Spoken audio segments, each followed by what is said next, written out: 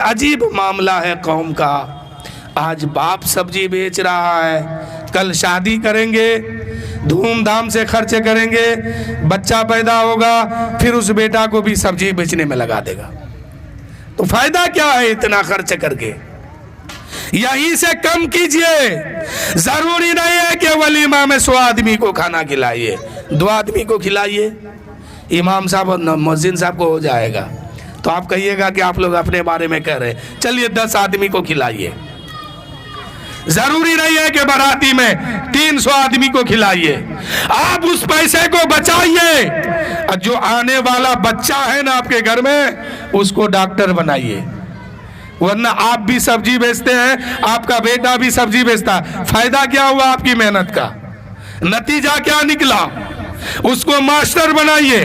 हम कहते हैं ना कि हम इतने % है, 100%, 40%, 20% कहते हैं ना, आज हम लोग कहते हैं कि 20% है, कहते हैं ना। इसका मतलब जानते हैं क्या है? 100 मास्टर में 20 मास्टर हमारा होना चाहिए, 100 डॉक्टर में 20 डॉक्टर हमारा होना चाहिए, 100 इंजीनियर में 20 इंजीनियर हमारा होना चाहिए, 100 डीएम में 20 डीएम हमारा होना चाहिए। है जरा दिखाइए तो हमको। आज मुसलमान बर्बाद क्यों है? इसके पास फजूल खर्चे ज्यादा है। बेटे की शादी होगा, बेटे की शादी होगी, बेटी की शादी होगी, क्या करेगा ये? 20,000 में डीजे करेगा, 40,000 में पटाखा खरीदेगा, 2 लाख का खाना बनाएगा, 2.5 लाख का बाराती लेके जाएगा। इसी में मुसलमान बर्बाद है।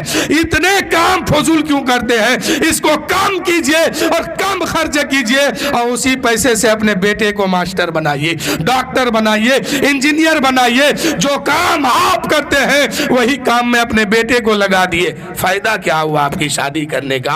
और फायदा क्या हुआ आपकी मेहनत और मुशक्कत करने का? बाप पान बेचता है, कुछ दिन के बाद बेटा को भी लगा दिया, क्या फायदा हुआ 24 घंटा काम करके? बाप आलू बेचता है, बेटा को भी लगा दिया। बाप सिलाई करता है, बेटा को भी सिलाई मशीन में लगा दिया, फायदा नहीं हुआ। फायदा कब होगा? आप सिलाई करते हैं, आपका बेटा डीएम की कुर्सी पर बैठे। फायदा कब होगा? आप सिलाई मशीन पर बैठते हैं, आपका बेटा मास्टर की कुर्सी पर बैठे। आप आलू बेचते हैं, फायदा कब होगा? आप आलू के दुकान में बैठते हैं, आपका बेटा इंजीनियर की कुर्सी पर बैठे, तब आप कामयाब है, तब आपको समझेंगे कि आप कामयाब है।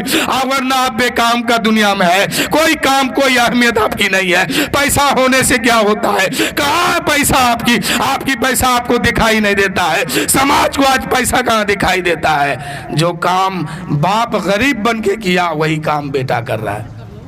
पैसा तो तब आपकी दिखाई देगा जब आपका बेटा कोई ऊंचा ओहदा पर बैठेगा, जब आपके भाई कोई ऊंचा ओहदा पर बैठेगा। लेकिन अगर जो काम आप किए वो काम आपका बेटा कर रहा है, वो काम आपका भाई कर रहा है, कोई मुर्गा बेच रहा है, कुछ दिन बाद उसका बेटा मुर्गा बेच रहा है, क्या फायदा हुआ बेच के?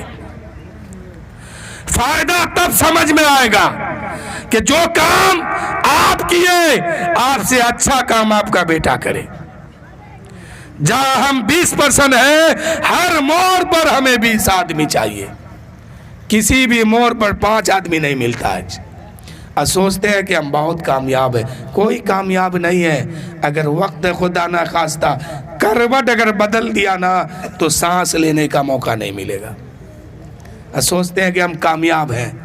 शादी में फजूल खर्च 10 लाख रुपया करते हैं और बेटा को सब्जी बेचने में लगा दिए हैं। शादी में फजूल खर्च जो है 15 लाख करते हैं और बेटा को मजदूरी में लगा दिए हैं। क्या फायदा हुआ खर्च करके?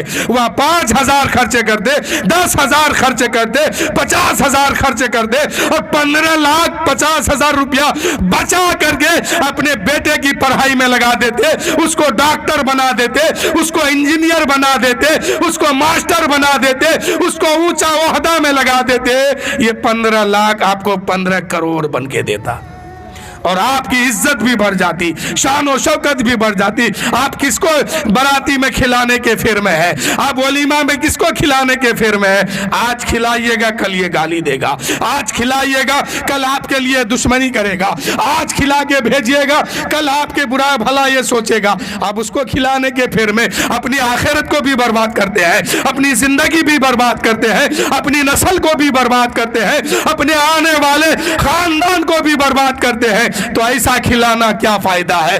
कम खिलाइए, अपनी नस्ल को बचाइए, कम खिलाइए, अपने खानदान को बचाइए, ताकि वो लोग जब पढ़ेंगे लिखेंगे और ऊंचा ओहदा पर बैठेंगे, आपको सब्जी बेचने में राहत मिलेगी, मुर्गा बेचने में राहत मिलेगी, बिरयानी बेचने में राहत मिलेगी। वो बेटा कहेगा, ऐ मेरे बाप, हम डीएम की कुर्सी पर बैठे हैं, 2 लाख रुपया महीना हम कमाते हैं, अब आलू बेचना बंद करो, कुर्सी में आप भी बैठिए, अब सिलाई मशीन बंद करो, आप भी घर में बैठिए, अब मुर्गा काटना बंद करो, आप भी घर में बैठिए। लेकिन ये क्यों कहेगा? आज वो भी 10 रुपया कमाता है, आप भी 10 रुपया कमाते हैं, आप नाजायज तरीके पर खर्च किए हैं, अपने बेटे को कोई लायक नहीं बनाए हैं, आप मजदूरी करते हैं उसको भी मजदूर बना दिए हैं, आप दुकानदारी करते हैं उसको भी दुकानदार बना दिए, आप भी बर्बाद, आपका बेटा भी बर्बाद।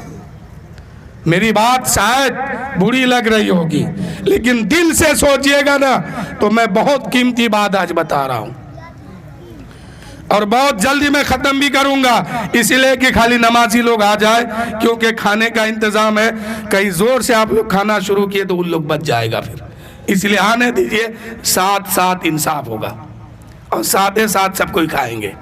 कहिए सुभान अल्लाह। मेरे कहने का मकसद ये है कि जो काम आप करते हैं जहन में इस बात को बसाइए, हम अपने बच्चे को वो काम करने नहीं देंगे, उसको ऊंचा ओहदे पर बैठाएंगे, ऊंची कुर्सी उसको देंगे, वो कुर्सी पर उसको बैठाएंगे जिसकी दुनिया अहमियत देती है। आज अक्सर मुसलमान को देखिए, बाप अगर सब्जी बेचता है, 10 साल का बेटा वो भी सब्जी बेच रहा है, आगे चल के वो क्या करेगा? जो 10 रुपया आप कमाते हैं वही 10 रुपया वो कमाएगा। फिर बुढ़ापे में आप कहिएगा हमको बेटा पैसा नहीं देता, वो देगा कहां से? उसकी जिंदगी तो आपने खराब कर दिया। 10 रुपया कमाने के लायक उसको बनाए हैं और बुढ़ापे में आप बैठ जाइएगा तो वो देगा कहां से? उसका खर्चा खुद मुकम्मल नहीं होगा। इसलिए मेरे भाइयों, शादियों में कम बाराती लेके जाओ। अभी मैं एक जगह बारात गया था आरा से, वैसे मैं आरा से तो कभी ज्यादा बारात जाता नहीं हूँ। एक आदमी की बाराती में मैं शामिल हुआ। पता है उसमें कितनी गाड़ी थी? 51 गो गाड़ी थी उसमें। 100 किलोमीटर का फैसला था। अगर एक गाड़ी वाला 5,000 लिया होगा तो सोचिए कितना पैसा बर्बाद हुआ होगा। और हर गाड़ी में आदमी भरा हुआ। सोचिए गरीब बाप की बेटी की अगर शादी में गया है या लड़की के यहाँ गया है, उसका घर का कितना बर्बाद किया होगा। इसलिए नमक रोटी खाइए। आप जो काम करते हैं मेहनत कीजिए उसमें, और अपनी नस्ल के तरफ नजर उठाइए, अपने बच्चों के तरफ नजर उठाइए, अपने खानदान के तरफ नजर उठाइए कि इसको किस चीज की जरूरत है कि इतनी मेहनत उसको ना करना पड़े। आज हम 20% है, हर मोड़ पर 20% होनी चाहिए, लेकिन हम 20% क्या करते हैं? दूसरे की शादी में खाना बनाते घूमते हैं, दूसरे की शादी में आलू प्याज काटते घूमते हैं। ये कब तक कीजिएगा? दूसरे की शादी में सब्जी पहुंचाते घूमते हैं, मुर्गा काटते घूमते हैं, बिरयानी बनाते चलते हैं, दूसरे का कपड़ा सिलते जिंदगी गुजर रही है। कब तक ये कीजिएगा? अपनी नस्ल को सुधारिए, अपने बच्चों को देखिए कि उनको क्या चीज की जरूरत है, कितनी हम इसको तालीम देंगे, ये हमारे लिए भी फायदा होगा, हमारी कौम के लिए भी फायदा होगा। उसको डॉक्टर बनाइए, मास्टर बनाइए, इंजीनियर बनाइए, सब्जी काटने वाला मत बनाइए, मुर्गा काटने वाला मत बनाइए, वरना आपकी जिंदगी फजूल हो जाएगी, आपका आना बेकार हो जाएगा और जाना भी बेकार हो जाएगा। इसलिए अगर पैसा है कम खर्च कीजिए, भूखा प्यासा रहिए, लेकिन हर मोड़ पर 20-20 आदमी को खड़ा कीजिए। आप करना होगा, हर जगह आदमी आपकी होनी चाहिए।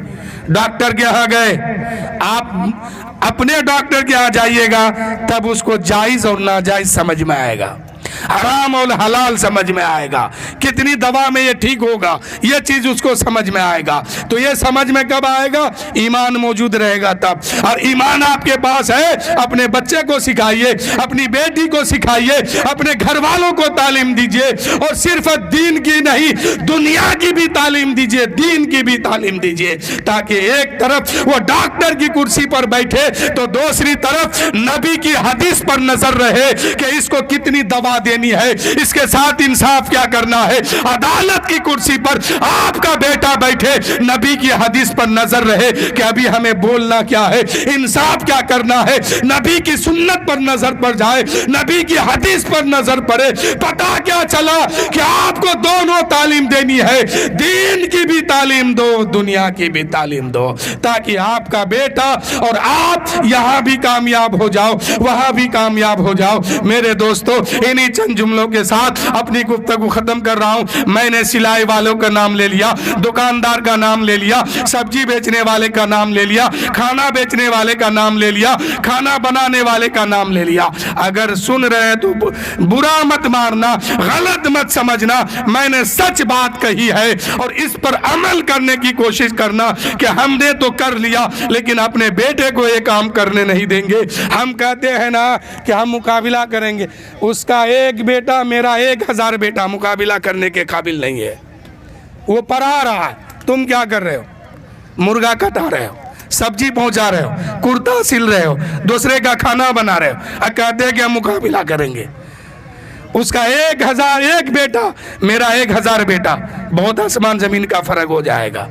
उसका बेटा डॉक्टर की कुर्सी पर है, मेरा बेटा सब्जी छीलने में है। उसका बेटा अदालत की कुर्सी पर है, मेरा बेटा मुर्गा काटने के फेर में है। उसका बेटा जो है डीएम की कुर्सी पर है, मेरा बेटा सलाद बांटने में लगा है। उसका बेटा जो है अदालत में है, डीएम की कुर्सी पर है, एसपी की कुर्सी पर है, बड़े बड़े ओहदा में है, और मेरा बेटा खाली पैर जमीन पे चल रहा है। मुकाबिला कहां से कीजिएगा? है हिम्मत? सोचिए अपनी कौम के बारे में, सोचिए अपनी हकीकत के बारे में, सोचिए अपने बच्चों के बारे में कि हमको इनको क्या दे के जाना है, क्या हम अपने बच्चे को बना के जाएंगे। हम अपने बच्चे को दूसरे के खाने का इंतजाम करने वाला बना के जाए, खाना बनाने वाला बना करके जाए, या दूसरे का इलाज करने वाला बना के जाए, इंसाफ करने वाला बना के जाए। ये फैसला आपके हाथ में है। आप जो चाहे अपने बच्चे को बनाइए, जिस तरह चाहे उनको जिंदगी दे दे, जिस तरह चाहे उनको रहने का तरीका दे दे। अगर आप चाहते हैं कि आपका बेटा दूसरे के लिए सलाद काटते रहे तो फिर आपकी मर्जी, जो चाहिए सुलूक कीजिए, और अगर नहीं तो फिर उसको कुर्सी खिताबत पर बैठाइए, कुर्सी अदालत पर बैठाइए, कुर्सी मास्टरी पर बैठाइए, कुर्सी इंजीनियर पर बैठाइए, उसको बड़ा ओहदा दीजिए, बड़ा मकाम दीजिए। उसके लिए मेहनत करनी होगी, उसके लिए पैसा जमा करना होगा, उसके लिए फजूल खर्च करना बंद करना होगा। आप गोश्त, मछली, मीट, अंडा ये सब खाइए 1 महीना में 1 बार, लेकिन बेटा को स्कूल में पढ़ाइए, कॉलेज में पढ़ाइए, डिग्री दीजिए, उसको ऊंचा ओहदा, ऊंचा मकाम पर पहुंचाइए।